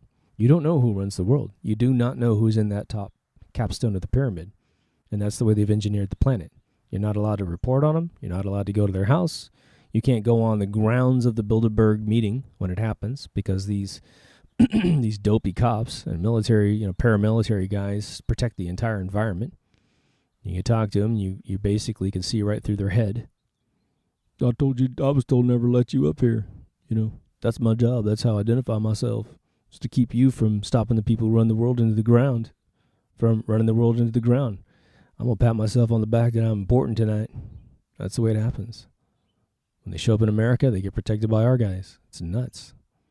So who runs the world is very important. What tribe is actually convincing you to do what needs to happen is very, very important, because the immigration thing is sort of our fault. You know, when 9/11 happened, there was a bunch of people that, again, through the official story, they said, well, why wouldn't the Middle East attack America? You've been pounding the living crap out of us, rationalizing with all this crazy PR that doesn't, claiming things that didn't happen, or taking a civil dispute that they had. One of the worst things about Saddam Hussein was that he gassed the Kurds. And he denies it to the day he died, that he actually had anything to do with actually gassing the Kurds. Who knows? Again, a Western faction could have gassed the Kurds, and then they just simply put cameras on and they go, look what Saddam Hussein says, or Saddam Hussein did, and he's like, I didn't do that, and he's like, well, yeah, you did, and you know what? You'll never be able to convince our tribe that you didn't do it. And guess what? We're coming after you. Crazy, right? And just don't overlook the fact that Saddam Hussein was not an idiot. He was a friend of the United States. He was a friend of the State Department. And even my own mother, who doesn't believe in any conspiracy, said he asked permission to invade Kuwait. And we said it was okay. And as soon as he did it, the Saudis went, what did you just do? What did you tell that guy? And we said, well, we told him he could do it. Who cares about Kuwait, right? We're over in America. What do we care about your problems? And Saudi said, well, if you want OPEC to stay in place, if you want the American dollar to stay in place, you better go stop this guy. And that's why we started the war over there with that guy. Some people don't know that. The girl from Kuwait that cried in front of the Senate here in America about all the atrocities that were happening in Kuwait, all the torturing that was happening in Kuwait. It's now been revealed that she was completely trained by us to sit and fake cry in front of the Senate to create the rationale to get stuff moving. I'm not saying that bad things didn't happen, but who knows what happened. But again, the immigration from the Middle East is due completely to the foreign policy of destroying them. And now your tribe is in jeopardy. And again, the sad thing that's going on here is that I think they're trying to start some sort of world war. I really think that, and I don't mean to say that in an alarmist way, I just think that, we're now talking about putting American troops on the ground in Iraq and Syria. That's an act of war if there ever was one, but we'll never declare war because we don't do that anymore, because that heightens the awareness of what our tribe is doing. Well, Russia's already over there bombing the living crap out of the place and said, look, we won't put Russian troops on the ground. We'll reinforce the Syrian army and other local armies with our stuff. But we're not going to do it. Well, eventually, they're probably going to have to do it. Otherwise, they're going to lose their entire investment in getting rid of ISIS. And so we're going to have, if nothing else, a Russian group is going to bomb the ground. Some American general is going to be told to put a platoon of American soldiers right where they know an ISIS cell has been reported to the Russians. They may even fake, or really report to the Russians that something's there and it's not there. And they're going to bomb some Americans. It's going to be this uproar, right? I'm going to predict it right now. That's why the Pentagon is saying we're putting troops on the ground. I think it's sort of a passive threat to say, if you bomb indiscriminately, we're not telling you where we're putting our troops. We're going to say to the American people that we're telling you where we're putting our troops, but we're not going to do it. So you're going to be afraid to bomb the ground. But I don't think Putin's going to back down. And then we're going to have, boom, friendly fire, according to our alliance with Russia, and everything's going to stir up even worse. Now, let's look at the overall effect to the tribe of that occurring. If there is some sort of issue that occurs between the Americans and the Russians, and maybe even China gets dragged in there, India gets dragged in there, who knows, right? This immigration policy issue, this immigration problem with Europe, which is now on the front page of every single European newspaper, is going to fall off the front page because World War III might get declared. And then the immigration continues unabated because it's not the most important issue going on.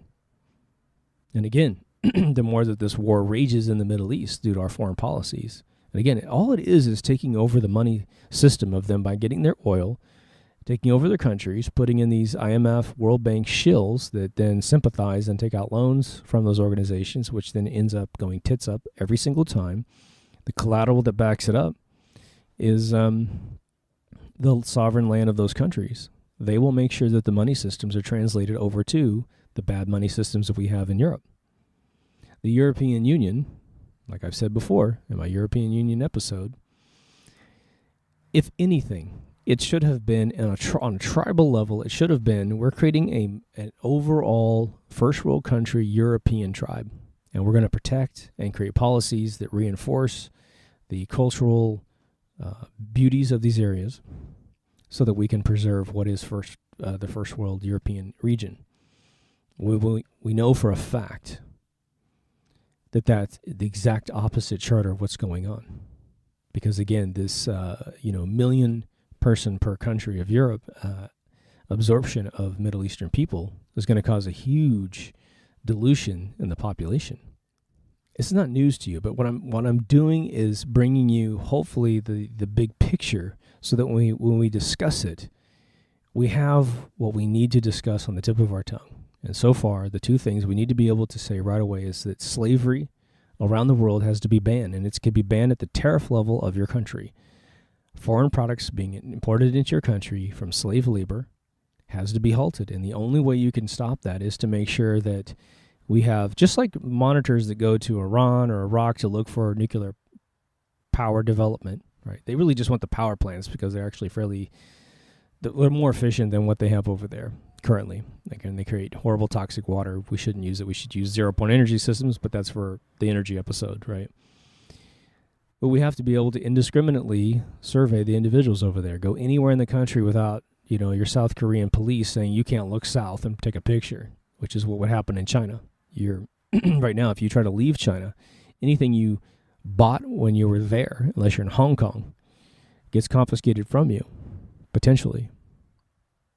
Now, there'd be some of you that go to these domesticated regions in China and you think I'm lying, but when next time you're there, cut yourself out another 5 days and try to take a bus ride, 500 miles inside China, and you'll find that that's impossible. And if you try it, you just might not return.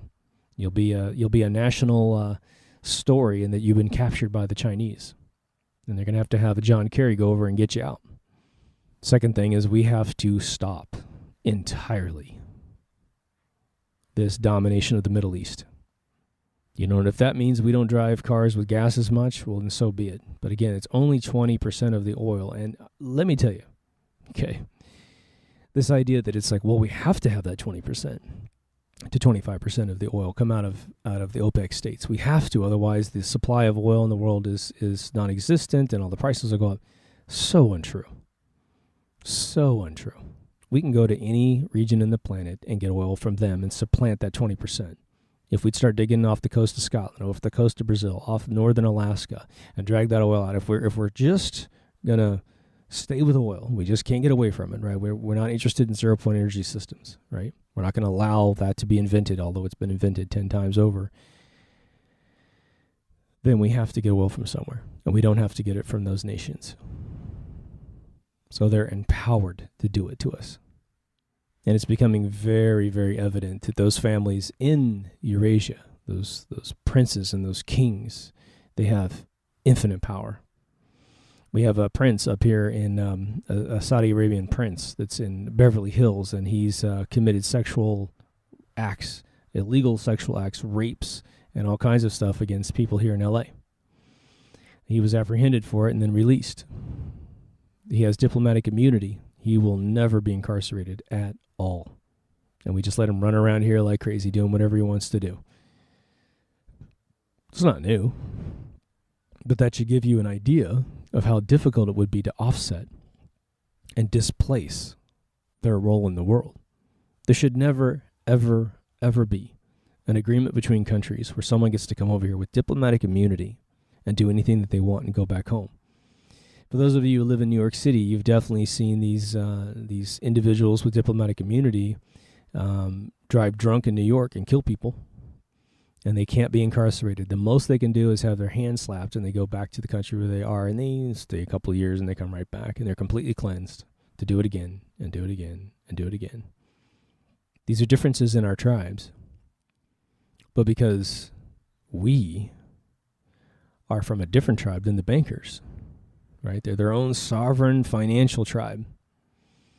We can't get control over our Western worlds. And I hate to say it, but I really think that if Europe rolls over, if Europe continues patting itself on the back for no guns, especially, right, saying how cultured they are because they don't have the ability to defend themselves, what I would say is that, being raised with Nazi Germany and the Nazi occupation of Europe as being one of the most horrific things that's happened in the last 200 years, and some people would argue all history, which is sort of ludicrous, but you haven't seen anything yet. Hitler at least said, I am the man in charge, I am taking over your country, and I'm infiltrating you. And if you want to stop me, you got to stop me and my boys. And so we had a unified enemy to go after. And as, dozens and dozens of CIA guys and gals defect. They're all like, well, this terrorist thing is fake, but it's to create an enemy that has no identity. And the second you push down on the Al-Qaeda, or first it was pushed down on the Taliban, then the Al-Qaeda pops up and you push that down, then ISIS pops up, and if we get a chance to push that down, just wait, there's another acronym coming. They're now just using the Middle Eastern tribes, the Sunnis and various tribes over there to demonize them. There'll never be a lack of demons if you continually listen to the press that's being ejected at you by the banking cartel that controls the press. It's bad enough that your politicians talk to you like you're an idiot. Again, that's why we kind of like Donald Trump's method of communication. Again, who knows about his policies? He thinks Snowden should die, which is absurd, right? I wouldn't vote for Hillary Clinton under any circumstance, but if Trump goes completely to the polls thinking that Snowden should be assassinated, I probably won't vote for him just out of principle, just on that one thing. It's absurd. The guy told the truth about the world, a little bit, right? It's almost like a laughable truth. Same with Wikipedia, WikiLeaks and Wikipedia. He told the truth, and so an honorable thing is all of a sudden the way to die. There's no difference between Donald Trump trying to kill Snowden, and again, I haven't heard him say it. My friend said he said it, but if he actually did say it, then there's no difference between him and the communistic country of China doing the same thing to their people once you speak out. But again, this communication that we have right now, if we don't change our game, okay, it won't be possible in 10 years, maybe even less. The sanctioning of the internet is ever increasing. Zygmunt Brzezinski did in a speech in 2005. You look it up. I think it's just look up his name and then look up internet censorship meeting or something like that. You'll see a meeting where a guy actually sat in the seats. It's just some little tiny theater in New York, and I believe it was New York, and filmed him lamenting about how we have to shut the internet down because it's the one thing it's awakened the world to our tactics, our tribe tactics, right? I think it would be utterly horrible if the world lost its culture, lost its history. We'll never stop our children from mixing with other races, and I think that's the natural way to do it. Hey, your daughter falls in love with a guy of a different race, then fine. Your son falls in love with a person of a different race. Happens all the time in America, and people don't crap themselves over it. But once you start crossing the social divide between cultural differences that are, again, if you weigh a tribe based on its evolution of human rights, once you start crossing that over, you got a problem. I've seen kids that are 20 years old date kids who are born in this country, not be able to bring their kids home, their boyfriends and girlfriends home because their family is still racist here in America, living in beautiful households, nice neighborhoods, not living in a ghetto, but they're unable to bring their boyfriend, girlfriend home because the family's racist. And the kid, because they're so insecure with themselves, they'll put up with it. And as long as they get accepted just at the minimum amount, they're willing to write off complete racism as if their children wouldn't be ostracized as well. It's crazy. Pick a different person. But you'll never convince them, right? Because we breed weakness into our children nowadays. But again, what's going on in Europe is at a pace that cannot be dealt with. I'm sure it will slow down, although the press is trying to freak out that it won't slow down. We are still up for months and months and months, I think, of millions and millions of illegal immigrants going into Europe, claiming to be suffering from foreign policies in the West. And again, I guess you could probably say that most most individuals in Eurasian countries have seen a bomb land in their neighborhood. They know what it's like to have a 30,000-pound bunker buster slam somewhere within earshot. They probably know someone who's died to an invasion sortie, or, ground troops that have shot up a whole village. And so they can come over and stab you with the dagger of goodwill. And, in some levels, they're right. We should stop doing that. Doesn't mean they get our land and our culture.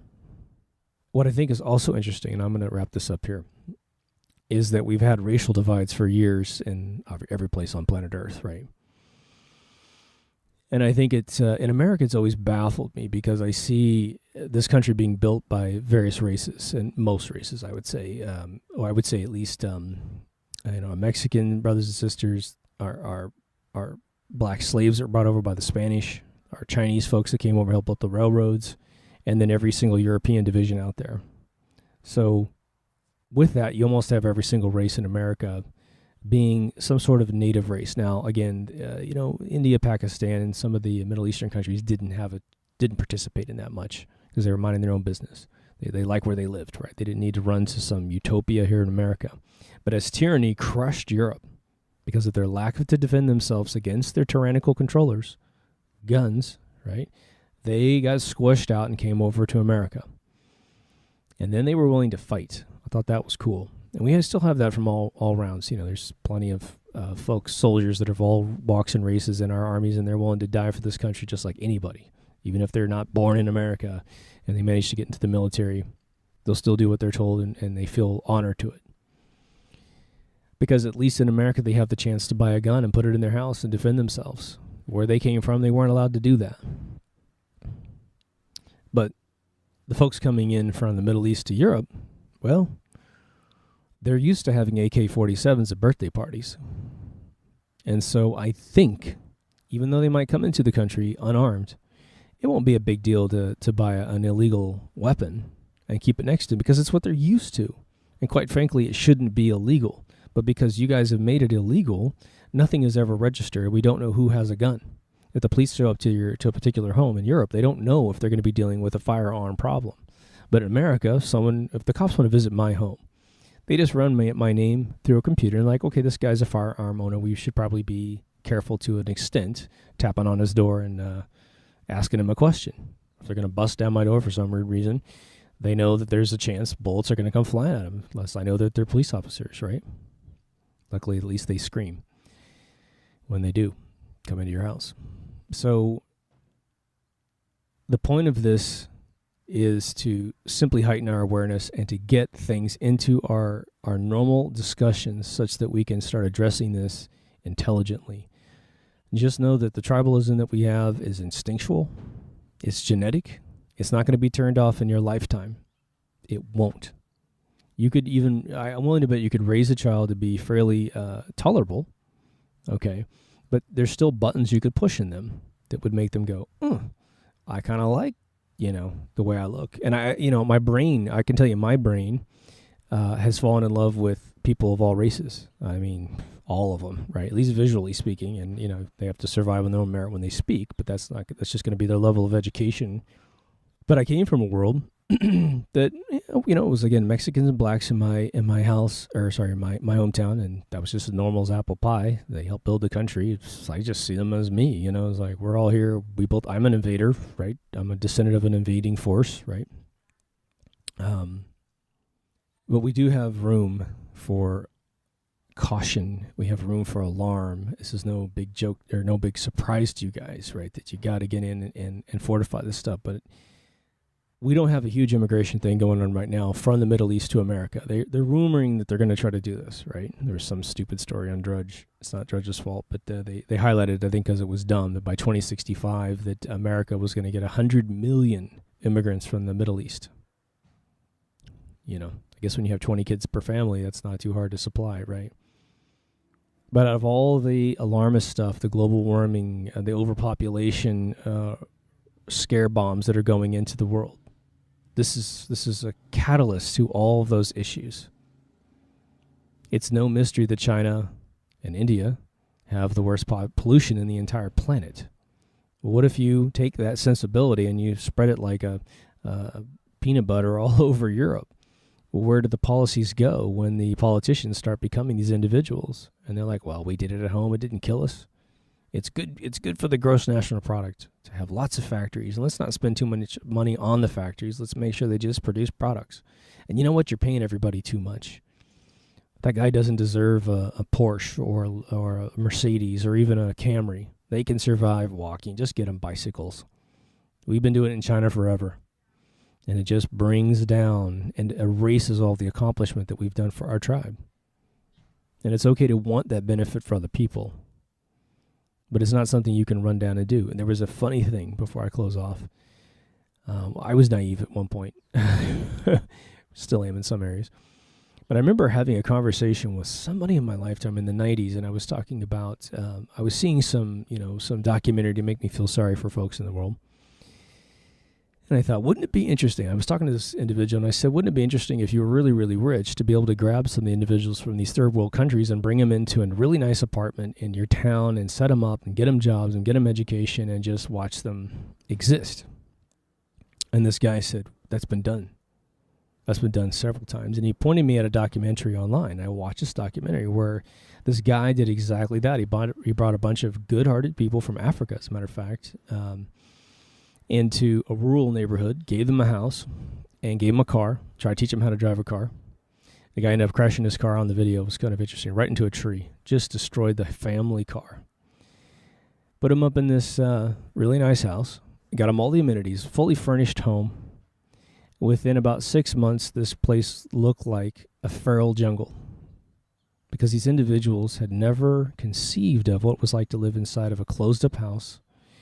They didn't know really how to treat a sofa. They didn't understand how to cook with any of our supplies. And so they ended up going back to the way that they knew. Now, again, you could do that for maybe childbirth and adopt a child, bring them over, and they'd be just fine, right? But that was a litmus test of what can be done with an existing culture trying to be transformed into another culture. And I think that's where you are in Europe. And again, no mystery to you guys. But now is the time to take action to protect the tribes, to understand the differences and have no hard feelings against tribes that are different than us, but to make sure that what's repressing them and making them want to migrate ends. I beat it up from a million angles. You feel me, I'm sure. I just wanted to get this out there because I'm going to be retiring all the old episodes of the audio ones. They're not listened to anymore, and we have a better format now. So I know this is controversial. Comment if you love to debate about it. If you can add a couple more things that we could do to sort of undo this craziness in the world, would love to hear it. As we always say, go to mkulturaradio.com. At the top is our Facebook link. That's the main thing, other than getting to the old episodes. Again, we've essentially taken a lot of our old episodes and just turned them off because it's just time to live in the future, live in the present. And again, if I make a deep thought, I just wanted to say, if I make a deep thought that is very topical and the topic seems to drift away, if I'm making a topic because I'm concerned about an issue and that issue seems to drift away, then I'm going to turn off the episode. You won't be able to get to it anymore, simply because it doesn't matter anymore. I was simply addressing an issue that's current. It was current at the time and no longer current. Give you an example. There's an episode I did on the economic collapse, and luckily I didn't totally fall into the alarmism that's going on in the economy. So I said, this is what you might do if it happens. This is what I don't think it's going to happen, so I think we're okay. And I think we're in a slow recession right now. They're doing the layoff recession to the economy. So the bubble's not going to burst at high velocity. It's going to, if it happens, it'll essentially melt slowly, right? So just a heads up on that.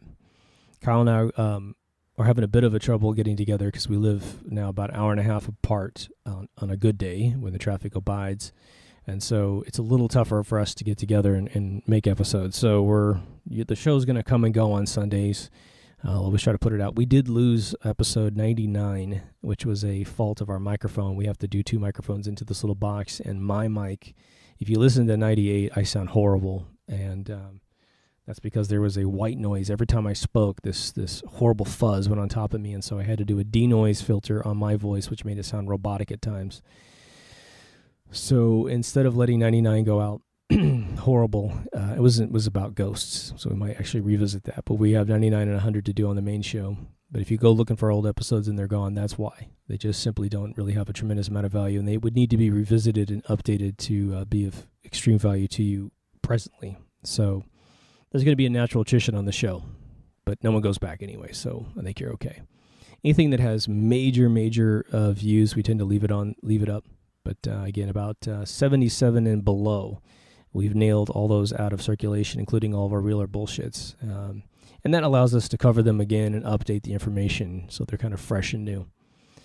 But again, like I said, if you haven't gone, go to mkultraradio.com. That's all I can say. If you haven't subscribed, please subscribe. If you like. If I don't say it, it doesn't happen. It helps us get, found in the organic find. We're not trying to be famous. We're just trying to spread information. It's not about us. That's why I don't even say my name. It doesn't matter. You can find us on the website and find out who we are and our bios and that sort of thing. But again, if you made it this far, thanks for listening. As always, take care of yourself and somebody else. Learn the rules that rule you, and we'll see you in the next episode. Over now.